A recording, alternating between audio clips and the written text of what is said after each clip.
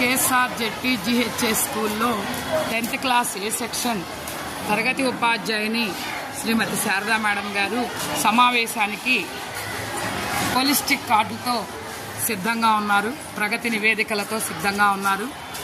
ఈ సెక్షన్ విద్యార్థులు సమావేశానికి స్వాగతం పలుకుతూ చాలా చక్కగా క్లాసుని డెకరేట్ చేసుకోవడం జరిగింది.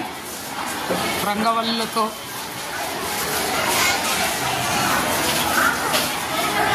వీరందరూ కూడా తల్లిదండ్రులకు, అతిథులకు, పూర్వ విద్యార్థులకు స్వాగతం పలకడానికి చాలా చక్కటి సాంప్రదాయ దుస్తులతో సన్నద్ధంగా ఉన్నారు.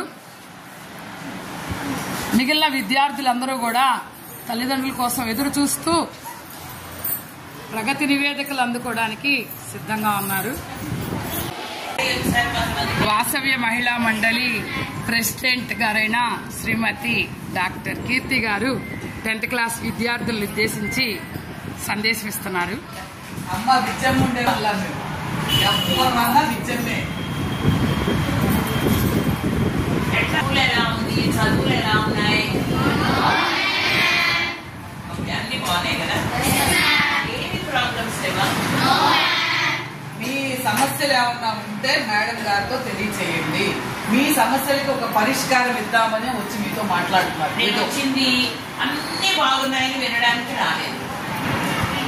కొన్ని ఎక్కడో చోట మనసులో అనిపిస్తుంది కదా, ఇది ఉంటే బాగుండేదేమో అని అనిపిస్తా లేదా? అనిపిస్తుందా?